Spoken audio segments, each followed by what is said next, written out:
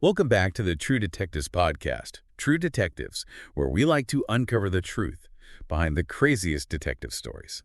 I'm Adrian Smith. And I'm Dr. Julie Jones. We're so glad you're here with us today as we investigate another really intriguing case.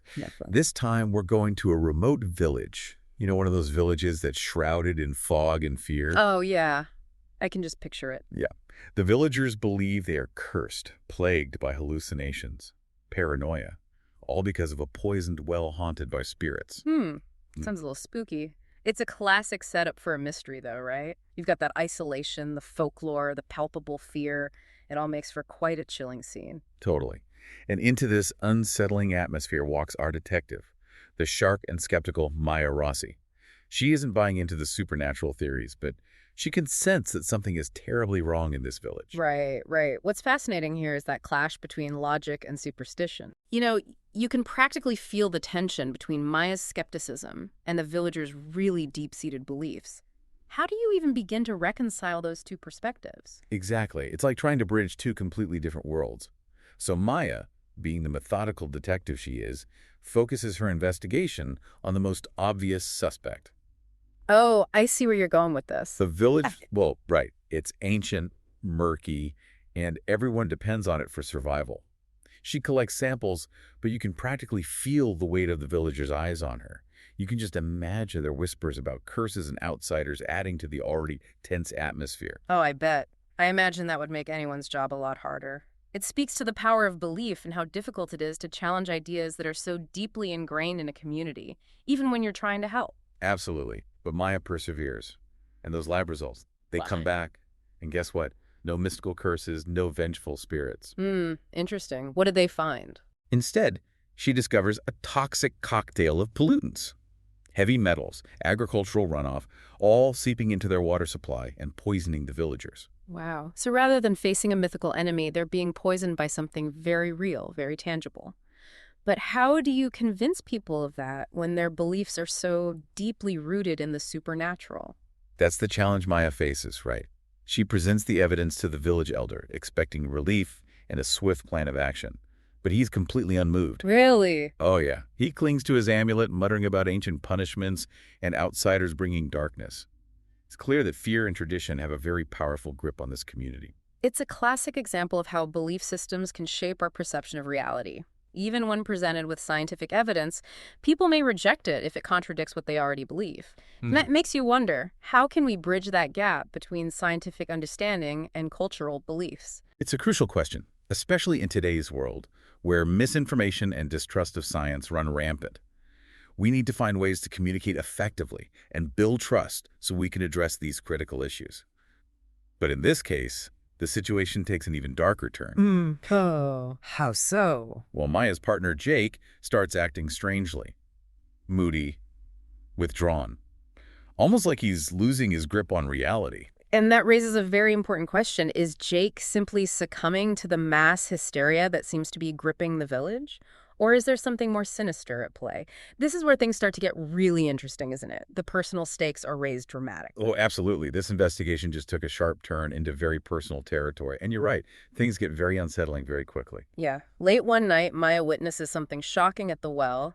It's Jake. Her partner. Yeah, her own partner, pouring some kind of liquid into the water supply. Wait, what? Her partner? I'm officially concerned about Jake now. What was he doing? Right. It's like completely out of left field. When Maya confronts him, he's just totally erratic, talking about cleansing the villagers, revealing the truth. It's like he's been completely overtaken by this delusional belief system. So he's not helping. He's actually adding to the poison. Uh-huh. What could possibly be going through his mind? Well, it seems like he's fully succumbed to the paranoia and fear gripping the village. But here's where it gets even more twisted. The canister he was pouring from contained even more toxic waste. Oh, my God. And then he drops a bombshell, starts ranting about a corporate cover-up, some company dumping waste upstream, and officials just looking the other way. Wow. So this just went from accidental pollution to a deliberate poisoning, a conspiracy. What a turn of events. Yeah. It's a stark reminder that sometimes the truth is far more sinister than any myth or legend.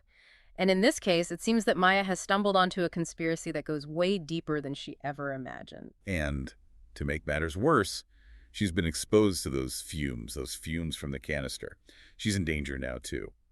What happens next? Does she manage to get through to Jake? To the villagers? It's a very tense moment, a pivotal one. You have to remember, the villagers were completely convinced it was a curse. And now they're seeing their protector, their lawman, acting crazy, confirming this poisoning, ranting about a cover-up. Yeah, like their whole world is collapsing. Their beliefs, their trust in authority, everything. Exactly. And Maya, despite being exposed to those toxins, being in danger herself, she sees an opportunity. She uses Jake's confession, his breakdown, and the near poisoning incident to try to finally break through the villagers' fear and denial. It's a desperate gamble, but it might be the only way to save them. So Jake's descent into madness becomes the catalyst for revealing the truth. That's quite a twist. It is. Sometimes it takes a shocking event, something that shatters our preconceived notions, to force us to confront reality. And in this case, Jake's actions, as horrifying as they were, provided the undeniable proof the villagers needed to accept the truth. It's a tragic but compelling example of how personal struggles can intersect with larger societal issues. So the villagers finally believe her. What happens then? Do the authorities get involved? They do. With the villagers' cooperation, the authorities launch an investigation into the pollutant company. Well, the truth is brought to light, and, justice is served. But it doesn't end there. Right. Unfortunately not. The village is left to deal with the aftermath of this poisoning. Some villagers never fully recover their mental health, and the whole community bears the scars of this experience. It's a reminder that even when the crisis is resolved, the effects can be really long-lasting. Yeah. Really makes you think about the hidden costs of progress. We focus on the immediate benefits without always considering the long-term consequences.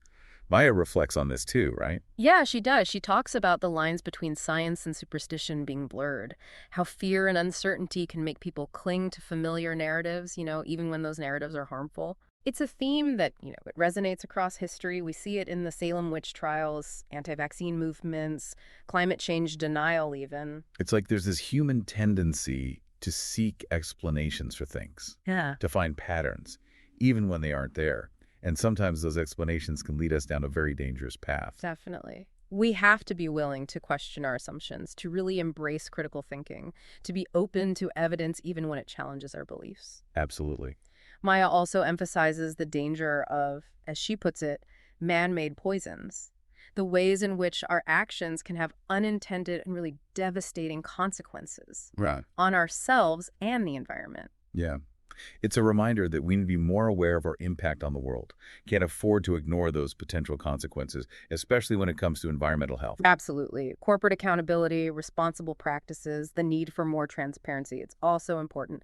But it also shows the power of individual action. Each of us has a role to play in protecting our communities, holding those in power accountable. Definitely. Well, this case has given us a lot to think about. From the complexities of belief and fear to the devastating effects of pollution and corporate greed, it's a story that really sticks with you. What stands out to you most from this investigation? I think, for me, it's the resilience of the human spirit. Even after immense tragedy, the villagers united, they confronted the truth, they rebuilt. It's a testament to our capacity for hope and healing. I agree. And it leaves us with this question. What poisons are we overlooking in our own lives? Are there hidden dangers we're ignoring because they don't fit into our existing narratives? That's a question worth thinking about. Encourages us to be more vigilant, question our assumptions, be open to new information. Well said. It's time for us to wrap up this episode of the True Detectives podcast. But before we go, we want to hear from you. What are your thoughts on this case? Have you ever encountered a situation where the truth was harder to accept than fiction? Share your stories, your insights on our social media. We'd love to hear from you. And of course, don't forget to rate and follow the show for more incredible True Detective stories. Until next time, stay curious, stay skeptical, and stay safe out there, True Detectives.